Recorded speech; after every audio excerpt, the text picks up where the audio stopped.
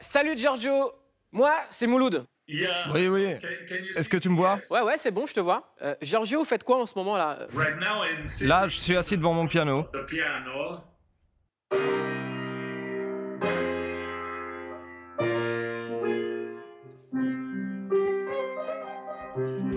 Quand on a appris que vous collaboriez avec Daft Punk, ça a rendu tout le monde dingue. Est-ce que vous vous êtes rendu compte que pour nous, et même pour les Daft Punk, c'est un rêve de travailler avec vous? Eh bien, je peux vous dire que le plus dingue de tous, c'était moi. J'ai rencontré les Daft Punk à Los Angeles. On déjeunait, à un moment, Guiman m'a dit Hey, on aimerait que tu collabores avec nous. On ne sait pas encore sur quoi, mais on aimerait travailler avec toi. Ensuite, ils m'ont appelé et ils m'ont invité à les rejoindre dans leur studio. Alors j'y suis allé et ils m'ont dit « La seule chose que tu as à faire, c'est parler de ta vie. » Vous avez travaillé avec Mireille Mathieu et avec les Daft Punk. C'est quoi votre délire avec les Français qui portent des casques? Pourquoi? Mireille Mathieu porte un casque? En fait, Giorgio, c'est que la coupe de Mireille Mathieu, on dirait vraiment un casque, comme un Daft Punk. Ah oui. J'ai travaillé avec France Gall aussi. Mais je ne pense pas qu'elle avait un casque. Est-ce que vous pouvez me dire à quoi ils ressemblent, ces mecs? Ils sont vraiment très beaux. L'un d'entre eux est grand et maigre, et l'autre est un peu moins grand, de taille moyenne, et très beau aussi. Pour moi, il y a deux légendes de la musique contemporaine. Il y a Quincy Jones et il y a vous, parce que vous avez composé une des meilleures chansons de tous les temps, I Feel Love de Donna Summer. Est-ce que vous pouvez raconter l'histoire de cette chanson?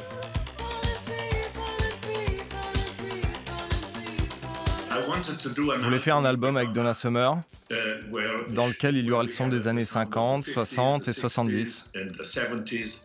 Et puis je me suis dit qu'il nous fallait une chanson pour incarner le futur, ce qui n'est pas un concept facile à trouver.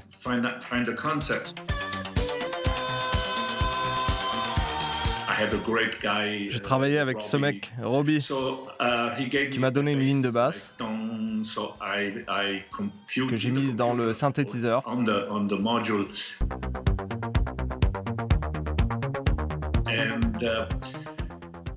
Pendant le mix du morceau, j'ai dit à l'ingénieur « Pourquoi tu ne poses pas un délai ou de la reverb sur la basse ?» Et par pure coïncidence, il l'a doublé et au lieu de jouer tout à coup, c'est devenu...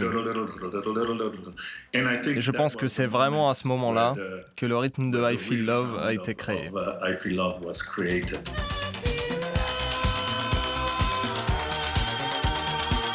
Vous savez, avec vous, il y a un truc magique. Par exemple, quand on voit sur scène les Rolling Stones, moi, je vois des vieux qui font du rock. Alors que quand on voit Giorgio Moroder, on voit un mec qui n'a pas d'âge. Est-ce que vous vous rendez compte de ça? Merci, c'est gentil. Et je fais souvent le DJ. D'ailleurs, je reviens du Japon où j'ai joué devant près de 10 000 personnes. Avant le show, je suis allé dans cette grande salle. Et j'ai vu tous ces jeunes de 18-20 ans. Je crois que le plus vieux que j'ai vu avait 30 ans. Et ça, c'est vraiment grisant. Quand j'ai commencé à jouer, ils chantaient tous avec moi. Donc ça veut dire qu'ils connaissent ces chansons.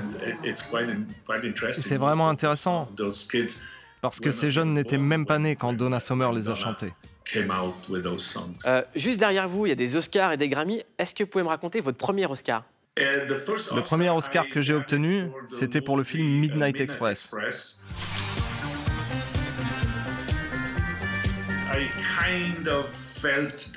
J'ai senti que j'allais le gagner, parce que les gens du métier n'arrêtaient pas de me dire que j'avais ma chance. Ensuite, parce que j'ai gagné plein de petits prix, puis le Golden Globe. Enfin, durant la cérémonie dans le théâtre, il y a toujours des applaudissements. Et quand mon nom a été cité pour Midnight Express, les applaudissements étaient bien plus forts. Et le gagnant est Giorgio Moroder pour Midnight Express. Merci au réalisateur Alan Parker. Vous pouvez me le montrer, votre Oscar, là? Ok, alors voyons si je peux bouger. Voilà, j'en ai deux ici. Et le troisième qui est en Italie. Giorgio, vous avez fait la BO de Scarface, qui est pour moi la meilleure BO de tous les temps. Elle a un truc magique, complètement spirituel, qui met dans une très très mauvaise ambiance. Comment vous l'avez créée, cette bande originale? Oui, Scarface a été assez facile à composer, car lorsque je parlais à Brian De Palma, tout à coup, lorsqu'il me racontait le film, une idée m'est venue et ça faisait...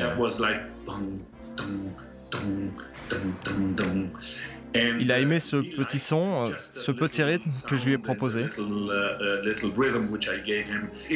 C'était facile parce qu'il aimait ce morceau. Et puis il y a eu quelques titres dance, car certaines scènes se passent en discothèque. C'était vraiment super de travailler comme ça. Et Brian De Palma est un réalisateur formidable. Aujourd'hui, quand on écoute des BO, on dirait du Moroder, mais c'est pas vous qui les faites. Oui, en fait, c'est intéressant. Le fait que le style de mes chansons influence mes contemporains. Par exemple, Cliff Martinez qui a fait la BO de Drive et de Social Network. C'est intéressant parce que ça ressemble à mon style, mais avec plein de magnifiques nouveaux sons. Et Giorgio, si par exemple, un jour, je fais mon film, est-ce que je peux vous appeler pour la bande originale? Tu peux m'appeler quand tu veux. Devant vous, je vois un piano. Est-ce que vous pouvez exaucer un rêve de gosse et jouer n'importe quoi, parce que tout ce que vous avez fait, c'est de la tuerie.